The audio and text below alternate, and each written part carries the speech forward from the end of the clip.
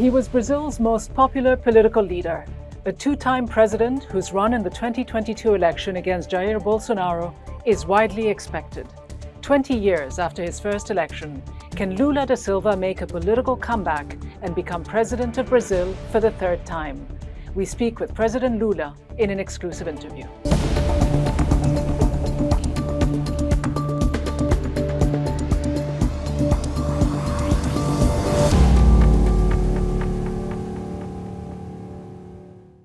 Hello and welcome to the program. I'm Rida Fakhri. Following a 6-month investigation into the government's handling of the COVID-19 pandemic, Brazil's Senate voted this week to recommend charges against President Jair Bolsonaro for crimes against humanity. With a population of 213 million, Brazil, the most populous country in South America, has recorded over 600,000 COVID deaths. That's the second highest in the world after the United States. Before the pandemic, Brazilians already faced rising poverty across the country. Today, a new study shows that 55% of the population, 117 million people, suffer from food insecurity. Almost 20 million face actual hunger. With a presidential election next year, many expect the man who is widely credited with lifting 20 million Brazilians out of poverty with the zero hunger and other social welfare programs he established during his presidency from 2003 to 2010 to run for a third term next year. Luiz Inácio Lula da Silva came to power promising to reform his country's political and economic systems and to eradicate hunger. During his 2 terms in office, Lula presided over Brazil's longest period of economic growth in 3 decades. And despite his conviction on corruption charges in 2017, which was eventually annulled by the Supreme Court earlier this year, he has remained hugely popular, especially among Brazil's working class. Aus Haidari with more on Lula's political rise and fall and possible comeback. Luiz Inácio Lula da Silva, a former shoeshiner, quit school after the 2nd grade. From rural poverty, he became a prominent union organizer. A founding member of the Workers' Party, Lula ran for president 3 times. He won his 4th presidential race in 2002. The first Brazilian working-class president, Lula da Silva, was re-elected in 2006. He left power in 2010 with 90% approval rating, having lifted over 20 million out of acute poverty. I don't think we were able to do everything we wanted to do, but I think we managed to do more than what was done during any other historical period in this country. In July 2017, Lula was convicted on charges of money laundering and corruption in a controversial trial surrounding Operation Car Wash. He was sentenced to 9.5 years in prison. The corruption conviction prevented Lula from running in the 2018 presidential election won by Jair Bolsonaro, a polarizing figure whose critics say has destroyed the environment. After 580 days in jail, Lula was released from prison on November 8, 2019, pending appeals. You can be sure that we will not see traveling around this country, not only making their lives hell, but praising the possibility that the Brazilian people can't continue facing what it is facing now. In March 2021, the Supreme Court concluded the presiding judge in the corruption cases was biased and annulled the criminal convictions against Lula. Lula, who's 76 years old, is widely expected to run in next year's presidential elections. Current polls put him ahead of Bolsonaro. With elections scheduled for October 2022, Lula is widely expected to face President Bolsonaro, although to date, neither has officially declared their candidacy. According to the latest opinion polls, Lula holds a commanding lead over his likely rival and political opponent. Joining me now from Sao Paulo is former President Luiz Inácio Lula da Silva. President Lula, it's great to have you on the program. Thank you so much for being here. It's my pleasure. President Lula, you have been extremely critical of the current Brazilian government. You've called President Bolsonaro, quote, an agent of genocide.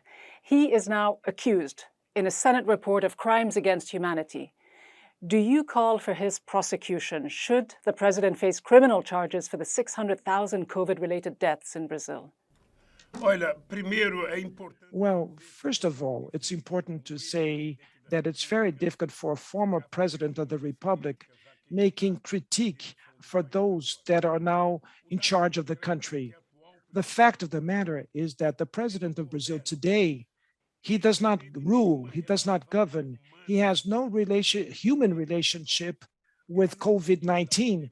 He didn't take care of the pandemics, he disrespected science, he did not believe in the guidance of the experts, he did not keep the humility with the state governors, he despised a scientific orientation. He didn't want to take vaccines. He didn't want the people to take vaccines. And he started to prescribe drugs that had no scientific guidance to fight COVID-19. So that's why he has liability for the death of 600,000 people that died in Brazil. And besides that, he does not govern Brazil. He doesn't understand economics. He doesn't understand international relations. He doesn't understand foreign affairs.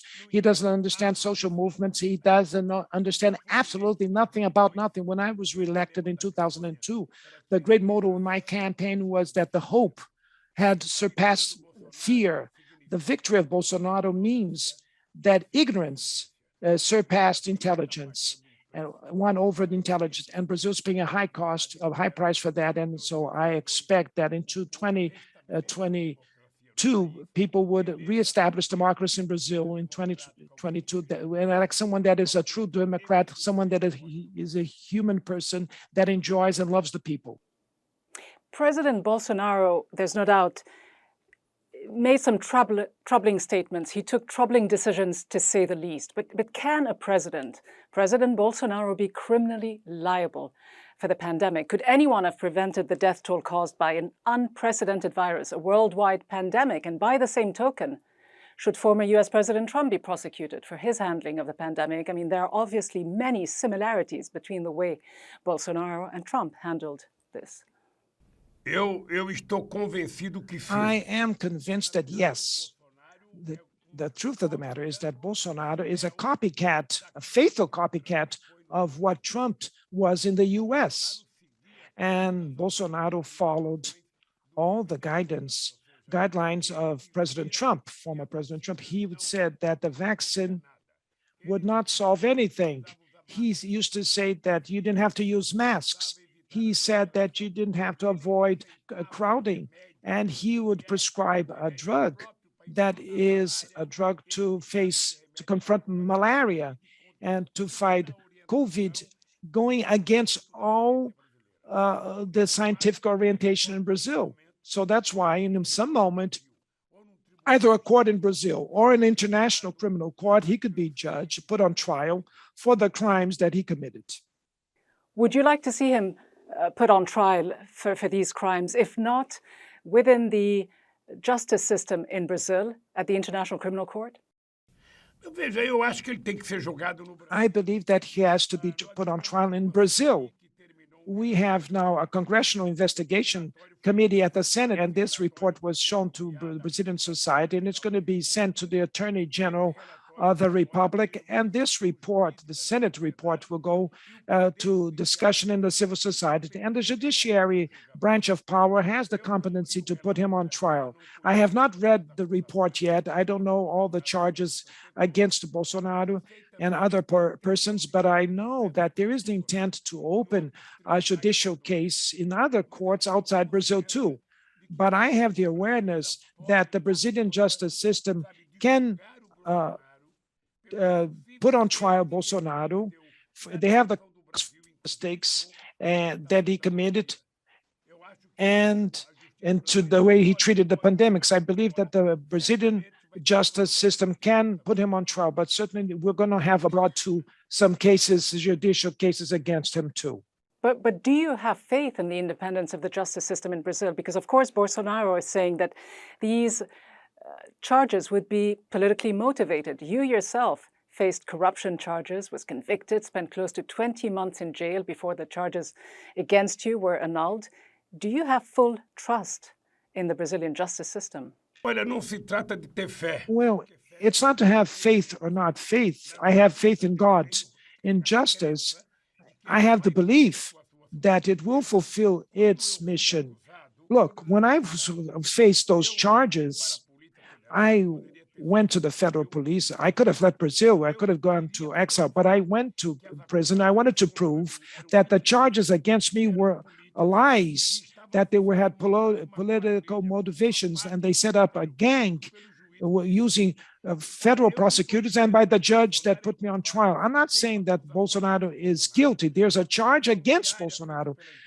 Daily charges made by the Brazilian media, charges that were being made by the report from the Congress, from the Senate. And so Bolsonaro will have time, the necessary time to explain himself, because the people, his people that went to the Congress hearings, they did not explain. They didn't say. Those that went to the hearings in the Senate, they stayed in silent. They were protected by a habeas corpus of the Supreme Court. And those that said something at the congressional hearings, they lied. So I believe that the justice system, Bolsonaro will have time to explain himself to the justice system. He can do what I did. He can prove that he's innocent. I don't want to convict him in advance.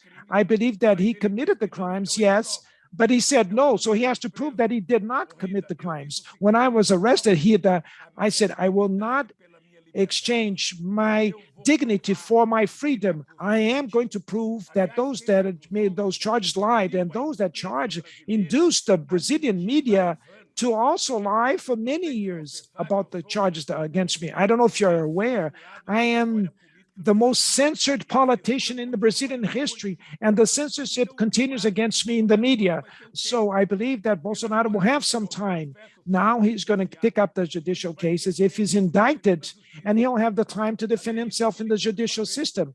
And that's what he has to do in the justice system. And that's what everybody that is innocent has to do. Despite the Senate report, though, few expect him to be officially indicted or to face trial because Brazil's Attorney General is a Bolsonaro appointee. And that is why some are openly talking of a referral to the International Criminal Court. As a former president of Brazil, would you like to see a Brazilian president tried by the ICC? Well, that depends on the crime. It could be judged by the International Court. What we have to see is that we can't commit crimes. If he committed a crime, International Criminal Court could convict him. That is for any person, not only for Bolsonaro. What I believe is that now he'll have the opportunity to prove that the charges against him are not true.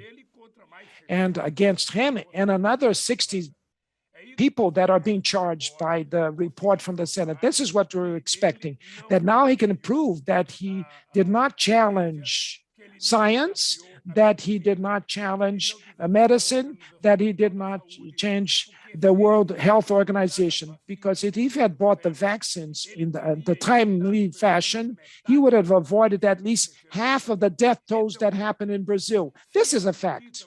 Now, if the justice system here in Brazil or abroad convict him for that, that depends on the justice system. But the fact of the matter is that he could have taken action and avoided half of the thousands of deaths that happen in this country, because it's already proven that the major guarantee that we have against COVID-19 is the vaccine. It's to avoid the crowding and to use masks and use social distancing. These are the minimum care that we have to have. Myself, I have already took the third booster shot, and I continue to use masks. I continue to wash my hands very well, and I do not participate in crowding meetings. And this is the guidance that the President of the Republic should have given to his people, and he did not do that. He did not give this guidance. In Brazil, Guida, we have a major problem to be concerned. We have also to be concerned with the hunger. We have 19 million people that do not have their meals. They don't have the minimum calories and proteins that they have, that is necessary for the human beings. And we have 160 million people that are undergoing some kind of food insecurity, that do not have the necessary calories and proteins intake of these products. And we have 15 million unemployed people and 33 million people that are under precarious work. So Brazil is facing social issues that we had ended in 2012. And so Brazil had ended with hunger. Brazil had full employment in 2014. Brazil had full employment rates. The unemployment rate was 4.3% in 2014. So Bolsonaro has already committed many other political crimes since he took office. And now we have to be concerned with ourselves, not only to save human lives, which is the most important thing, but we have to avoid that people should become even poor and going under hunger and are unemployed. We have to rebuild Brazil, and the Brazilian people will solve that in the next presidential election in 2022.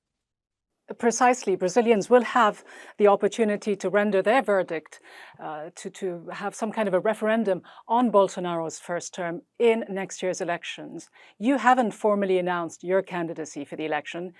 You haven't formally started campaigning, but you are already ahead in the polls. You've said much will depend on just how fit, both physically and mentally, you feel. You were born on the 27th of October, 1945, so happy birthday. 76, but you say you have the energy of a 30-year-old. You've already served 2 terms as president. Why would you seek a 3rd term? Is it some kind of vindication for the prosecutions and the jail time that you had to endure? Well, first of all, I can't imagine to compete for the vendetta, for vindication. No, I'm not running because I want to be a candidate.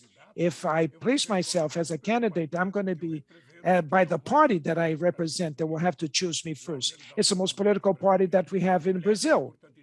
And I should say, it's important to say that the Workers' Party is the most political party in the Latin American left. It's not that Lula that wants to be a candidate. If Lula is a candidate, is the set of forces, of political force. And a lot of people in civil society want me to be a candidate, for me to run, because people understand that who did what I did during office in 2003 and 2010 has acquired the right and credibility to go back to office. I think that the main serious problem is this one here, that Brazil is being destroyed now, and the people are depositing, and the polls show that the people are depositing in my person or in my candidacy the possibility to recover Brazil. When I left the presidency here, Brazil was the 6th largest economy of the world. Brazil is the 15th largest economy. Brazil had full employment, and today we have 15 million people unemployed. Inflation rate was 4.5. Today, inflation is around 10%, 10.5% inflation rate in Brazil. So that is to say, Brazil was used to be a very happy country, a joyful country with development, with no hate. We have no litigation with any country in the world. This is the country that the people want back again, that the world was proud of to receive Brazilians. And so what the people think is that I could recover for the Brazilian people the joyfulness of being Brazilian, to have 3 meals a day, the right to have a job, the right for people, the poorest people, to have the right to attend university, to go to technical schools, vocational training schools, to travel, to have access to culture. This is the kind of Brazil that people want back, and this is the Brazil that I can give them back again with the help of the Brazilian people. And this is what makes me, if I'm going to run candidate, to become president, because I believe that we have the conditions to recover Brazil and put Brazil once again as a global player.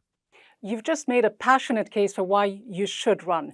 Are you willing to say unequivocally that you will run in 2022? I'm willing to bet with you that you will. Are you willing to bet against me? I can't say here that I will be a candidate, because I want to define this between February and March next year, and it doesn't depend on me, but it depends on my party and the set of political forces. Well, one thing I can say to you, one thing I can tell you now: if I run and a candidate, we will win the elections, and democracy will come back to reign in our country. Joyfulness, self-esteem, and hope will be back and will take over the Brazilian people, and will become once again a happy country as we were when we ruled Brazil. And when you did rule Brazil, when you were in office between 2003 2010, you were one of the most popular leaders in the world. At some point, your approval ratings in Brazil were at 90%. And yet, just a few years later, you have this right-wing president. How do you explain this? Are people in Brazil whimsical? Is democracy capricious? Or is it simply a pendulum that constantly swings? Rida, você é uma Hida, you are a journalist that is very intelligent, and you traveled a lot around the world, and you just covered many conflicts. You know that in the last year, 15 or 20 years, on the part of the society, and especially from the mass media, the destruction of politics. They're very much against politics. And so when you destroy politics, when you deny politics, when you don't believe anymore in politics, what comes after politics is always worse, not better. What comes after politics is Nazism, fascism, authoritarian rules, bizarre things. That was Trump in the US, and it was Bolsonaro here in Brazil.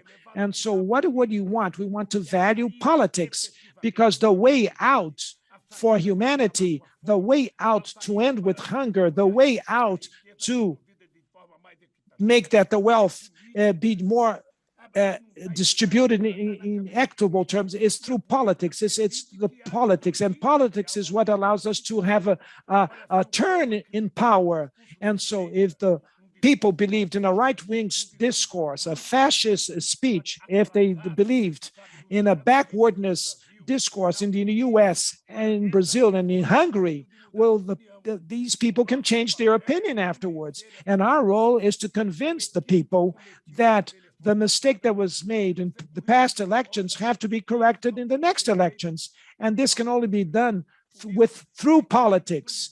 And so that's why I say every day that there's no way out politics. There's no way out. We have to have strong political parties. You have to have serious politicians, and so that we can make the changes. This is the fact of the matter. I want to give the right for you to choose your president as you may wish.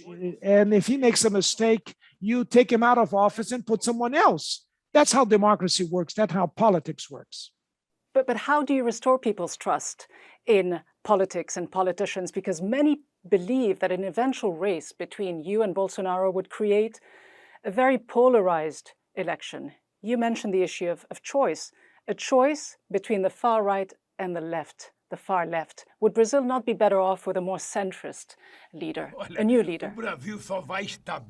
Well, Brazil will only be in a better way with a candidate that will be elected by the majority of the Brazilian people. I have already ran for election against 12 candidates. I was the only one that was from the labor movement. I was the only one that knew the shop floor in a plant and that had lived in the periphery of this country. I ran against 12 celebrities in the first presidential elections in 1989 that I ran. I think that polarization is part of political dispute. You can see polarization between Trump and Biden. And here in Brazil, you're going to have polarization between Lula and Bolsonaro.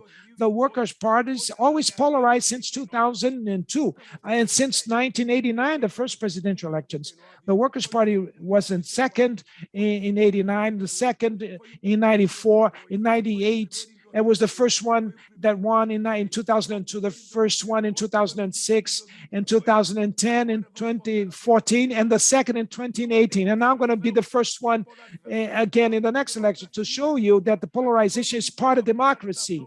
We just had polarization in Germany between the SPD and CDU. Who won was SPD.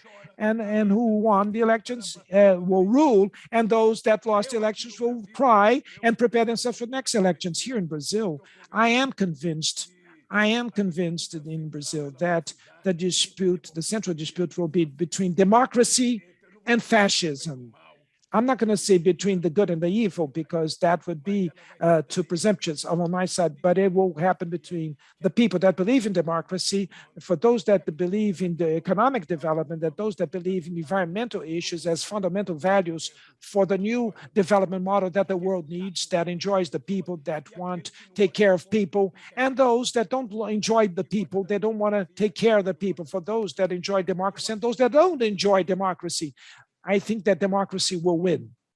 And because of all the work you did when you were in power in lifting millions of people out of poverty, in achieving economic health for Brazil as a whole, you do remain hugely popular. But you also have your detractors who believe that you and Your Workers' Party are a symbol of corruption, of economic mismanagement. Just how difficult is it for any leader of Brazil to dismantle systemic corruption? Olha, deixa eu te falar uma coisa. Well, Hilda, let me say something to you. I believe that corruption is proven around the world, that it happens in all countries. And there's no solution if you don't have the tools to fight corruption. Hilda, when you come to Brazil the next time and you choose a big lawyer to make an interview, and you'll see that all the tools to fight corruption were developed during my government and the Workers' Party government. We created all the tools, all the mechanisms, and even from the general controlling office that was chosen by the federal prosecutor's office. I was not the one that chose. I choose the federal prosecutors from a list that was sent by the prosecutors, and then we would send to the Senate. We created the transparency portal in the internet, and we created the law, the bill of free information access, and all the journalists knew about all the information on government, and they would follow each government expenditure in real time through this portal. Never before in the history of Brazil, a government that was more transparent than the Workers' Party government, the government that created all these tools against corruption. So that's why when I was convicted here, that I could have left the country. I didn't want to leave the country to exile. I wanted to prove that the prosecutor's office was lying. I wanted to prove that the judge was lying on my trial. And now it's funny, we had already 2 public opinion polls that the people say that I am the most prepared, well-prepared candidate to fight corruption in this country. And they know it's true, because during the Workers' Party government, we created the mechanisms that would allow that people could be overseen in a very rigid way. The oversight was very.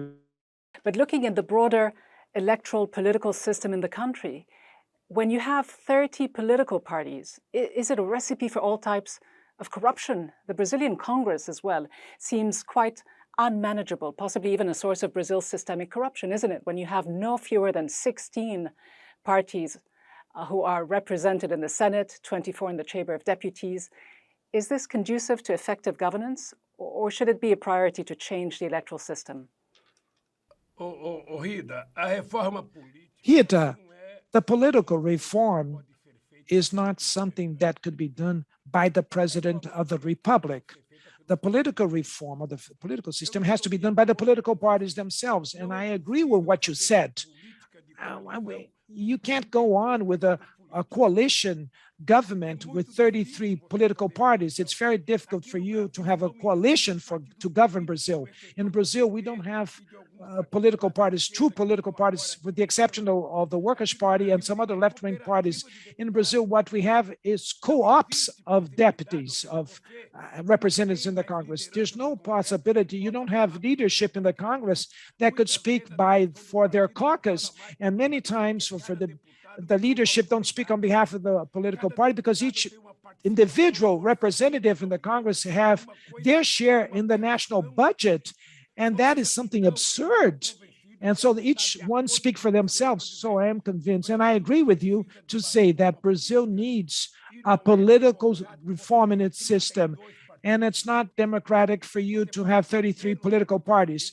You can have less political parties. You can have party leaders that are truly representatives. You can have very representatives bench on the Congress, and then you can govern building a coalition, a pact, and to make many other program agreements, which happens in any other democracy in the world. This is something that we're going to have to work hard a lot so that the political parties could accept the idea of a reform of the political system, so that we can give more seriousness to the political system in Brazil. When it comes to foreign policy, President Lula and Brazil's fractured relations with much of the world, especially China and the US in the last year or so, these relations have taken quite a hit. Just how quickly do you think you will be able to rebalance these relationships should you be re-elected? During 8 years of my term in office as president of Brazil, I talked with many political leaders that it was necessary for us to have an innovation at the UN. The UN cannot continue being the photography of 1948. You have to, the geopolitics of the world has changed since 48, and the UN has to change too. The UN system, they have to have more countries inside. It has to have representatives from Latin America, from Africa, from Asia at the UN Security Council. Germany has to be there at the Council, Japan, the most important countries, India, Turkey could also be in the UN Security Council. What is important is that the council, that is of 5 countries that are part of the UN Security Council, should open themselves so that the UN could be more representative and have more power. Today, the UN represents not much, actually. The same UN that in 1948 advocated and gave strength to build the Israeli state has no strength to guarantee the Palestinian state. They don't even manage to guarantee the demarcation of the land that was given to the Palestinian people. So it's necessary that the UN should become more representative, that it should not have an owner, because it can't be only the China and US, Great Britain, UK, Russia, and China to have control over the UN. You need more people at the UN Security Council to become more represented so the UN could avoid the amount of conflicts, unnecessary conflicts that exist today. For example, if the UN had strength, power, the US would have not told a lie to invade Iraq. You know very well, you know the history, that the story that was told that Iraq had chemical weapons, weapons of mass destruction. That was a lie. That was just a pretext for the US and UK to invade Iraq. What did they find in Iraq? Nothing, because there were no chemical weapons there. And so the world cannot live on the basis of lies. And that's the appeal that I've been doing every time that I can to the leaders, the political leaders of the world. That's the appeal that I make. They have to act with much more seriousness so that we can make democracy rule, so that we can make peace rule, and so that we could put education first, and so that we can end with hunger around the world. Everybody would have the right to have 3 meals a day.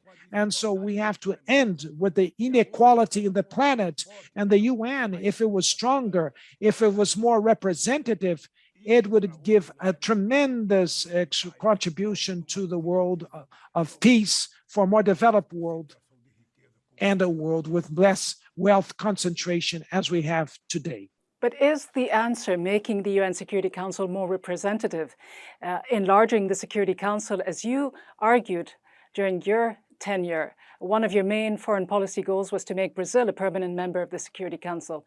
Is that still the goal, and would that have made any difference as long as the structure of the United Nations and its Security Council remains the same? The veto is held by those 5 permanent members. Well, let me say something, Rita. I'm not demanding only for Brazil. I believe that Latin America could have 2 representatives at the UN Security Council. The continent in Africa could also have 2 or 3 represent from the African continent. Asia could have more representatives. I think that we should have no other country to have veto powers. Things have to be discussed in a democratic way so that the UN could regain credibility. Do you know that in politics, credibility is 50% of the success of everything that we'll try to do? Let me tell you a short story. In my passage by Turkey with Prime Minister Erdogan, we went to Iran together to reconcile, to change the enrichment uranium policy in Iran. And the Foreign Affairs Minister of Turkey, Erdogan, myself, and Celso Amorim, the Brazilian foreign minister. And we managed to reach an agreement with the Iranians, much better than the agreement that the Americans have today. But when we made that agreement, that had the agreement of President Obama, when we managed to sign the document and make the deal, the agreement, what happened? With the US and European Union, they increased the sanctions against Iran. They did not accept that Brazil and Turkey could play a role and have the success that they have to establish with Ahmadinejad a peace agreement, that the enrichment of uranium was only for peaceful means for nuclear power. And we even said that Turkey would be the one that will be liable for the uranium that would be provided to Iran. And when we thought that the world as a whole would applaud the agreement that we reached with Iran, the whole world were jealous, because Brazil and Turkey they didn't have the size that to make such a kind of agreement. And it was unfortunate that the world is like that. It's very unfortunate that people do not have the understanding that only through peace and only through development and only through with the wealth distribution in an equitable way that will build a world of peace that the humanity needs so much. And could that ever happen without fundamental reform of the international system? The world has evolved so much since World War II, yet the architecture seems to have remained static. Is there an urgent need for a new international economic and political order, for a new international security order, simply put, for a new order that is more equitable, more just, that will spare the planet from all kinds of disasters, climate change, other man-made disasters?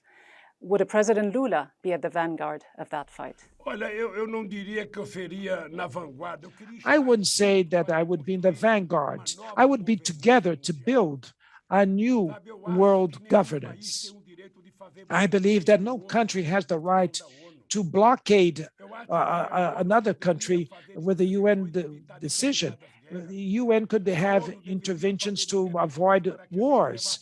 UN should intervene so that we should take more seriously the climate change world issue on planet Earth, and not only try to avoid the development of the poor countries, we should try to contain the development of the rich countries, because the UK till today has not paid the damage that it gave to the planet Earth when they polluted the ozone layer by their industrial revolution. So UK has a debt to humanity. It has a debt to our planet. They can't put the blame on the shoulders of the developing country or the poor countries. And so the environmental issue today here is so serious. It's such a serious matter that no country in the world could think any kind of development policy that could not take into account for once and for all the need for us to breathe a pure air, to have less pesticides in food, and to have a better water, and to avoid the defrost of the ice caps. And so it's necessary to have more responsibility, and the UN could do that. The EU can take care of this.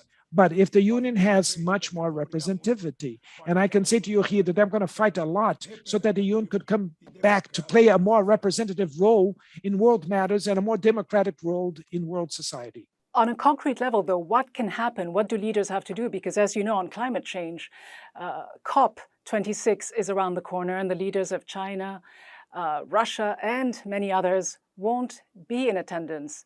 What do you think needs to happen concretely on Brazil's exploitation and deforestation of the Amazon, which also plays a significant part in this issue? Because just 2 years ago, a study found that the growth in Brazil's CO2 emissions was driven by the deforestation in the Amazon, which accounted for 44% of Brazil's emissions. What needs to happen? Rita, now, in terms of environmental issues, there's a lot of people that are good doing speeches, but a lot of people that don't put in practice 10% of what they say in their speeches. The US, till today, has not signed the Kyoto Protocol. Many countries have not adhered to the Paris Treaty. In 2009, I went to COP15 in Copenhagen, and Brazil took the commitment to diminish in 80% of the deforestation of the rainforest. And we fulfilled that commitment. But the other countries did have to abide to what they say. And we want effectively to say to the world, we do not need to deforest the rainforest to plant soya beans and cattle. We have a lot of land to plant without deforesting.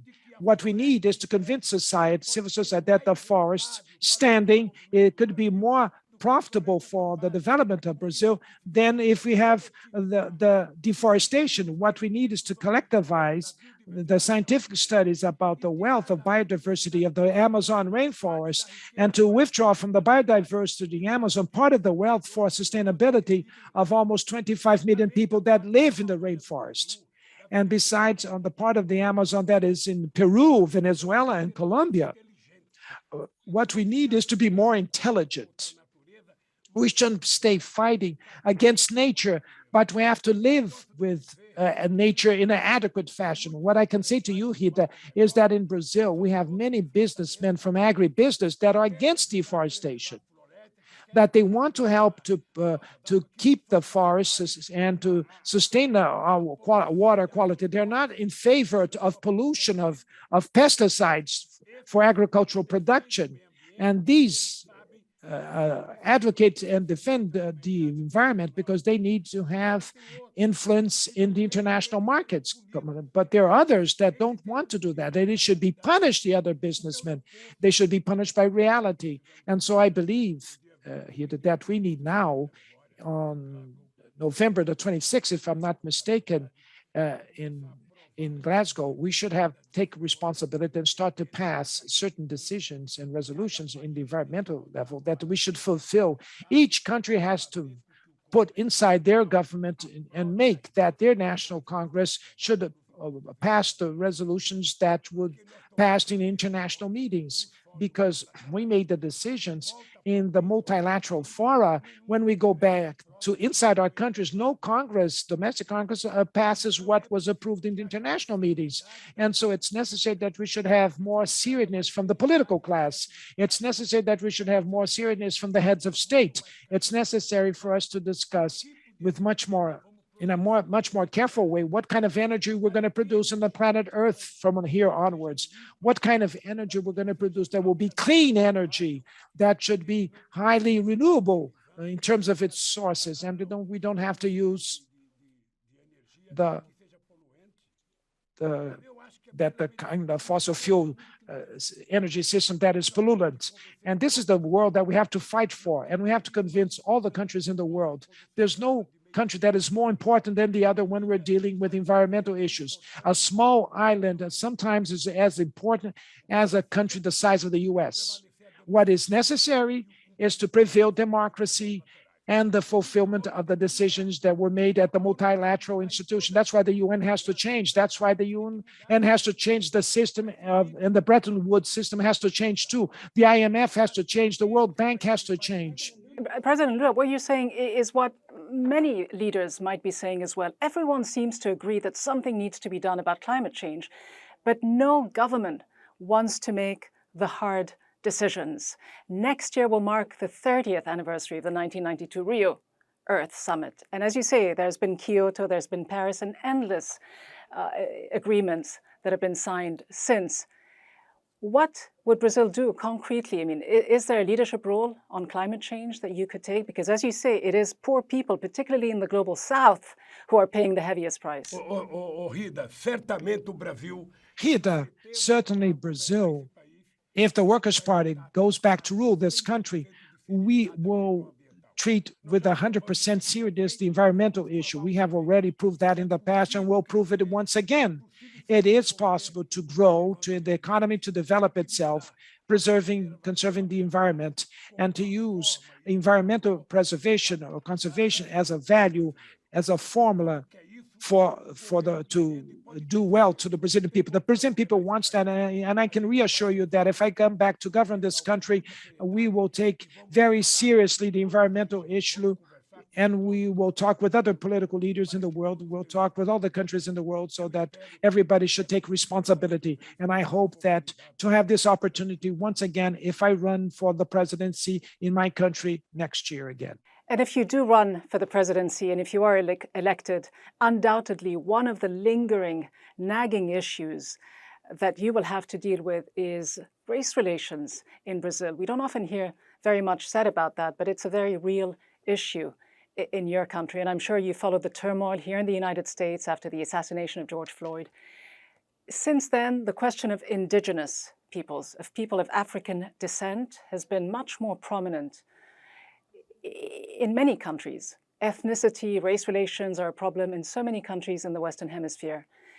Since Brazil became a republic, it has had 38 presidents, I believe, but they were all white men, except for your successor, Dilma Rousseff, who's a woman, but also white. So my question is this, it's quite simple.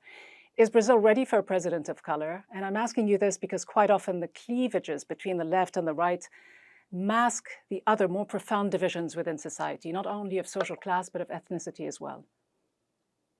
Eu acho que o Brasil está mais do que preparado para ter I believe that Brazil is more than ready to have a woman of color or a man of color. It's important to remember, although I'm not a Black person, I would like to say to you that I was the first worker coming from a shop floor in a plant that was elected president of this country. I was the only true turnover that happened in power. It was the first time in 500 years of history that a metal worker reached the presidency, reached the political leadership of a country. And I was very proud to put a first woman in the presidency. We did that too. So I'm proud of that. But I can say to you that my party is working and preparing ourselves so that we one day could put our Black brothers as presidents of the Republic, as candidates. I believe that, I don't know if you're aware, Rita, but I don't have a university degree. And I am the president that most built federal universities in Brazil. I don't know if you're aware that we doubled the number of university students. And today we have 51% of the students in university are Blacks or Browns. And so the truth of the matter, since the Republic in 1889, the Blacks continue to be marginalized as before during the slavery.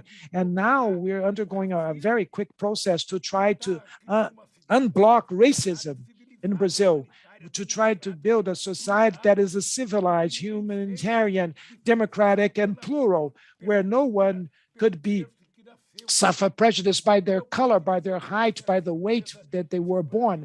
And so I could say to you that it will be no surprise if Brazil soon will elect a woman or a Black man or Black woman. And I can tell you that it could come from my party. Finally, Mr. President, my last question, an easy one. In 1 year from now, who will win the Football World Cup in Qatar? Olha, depois da vergonha que eu passei com a Copa do Mundo aqui no Brasil. After the shameful situation that I have suffered here in Brazil with the World Cup, Brazil losing 7-1 to Germany, I don't think that Brazil is doing well. I think Brazil was better in the past. I don't think we're doing well. We have team that is playing a good soccer. France, Italy are strong teams. We have the UK is getting better. I believe the Spain also has a good team. I believe that Brazil will always have a potential. Brazil will always have to be taken seriously in account. But sincerely, in 2022, it's going to be for 20 years that Brazil doesn't win a World Cup. It will be 20 years that. So every Brazilian that has till 20 years of age never saw watch Brazil win a World Cup. And so we can take the risk for Germany, have a tie with us in Italy and become 5 times world champions.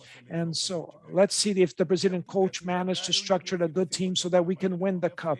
If I could play, I would offer myself to be playing the team. But since I can't play, I can't offer myself. I can only be just a soccer fan for the team. So you're not willing to bet just yet on the Brazilian team? Não quero apostar. No, I don't want to bet. I am a fan, so we want to win, but we need humility. I have to respect my adversaries. President Lula, a great pleasure to speak with you. I look forward to the opportunity of speaking with you again face-to-face in Brazil. But for now, thank you so much for making the time. Obrigado, Rita. Thank you very much, Rita. Thank you very much for your questions. Thank you for your care. And I hope to meet you, who knows, in the 2022 elections, and that you could come and travel around Brazil a little bit to get to know Brazil outside Rio, São Paulo, and to go to the northeast of Brazil, to go to the center west of Brazil, to live with the actual people of this country. A great hug to you, and thank you very much.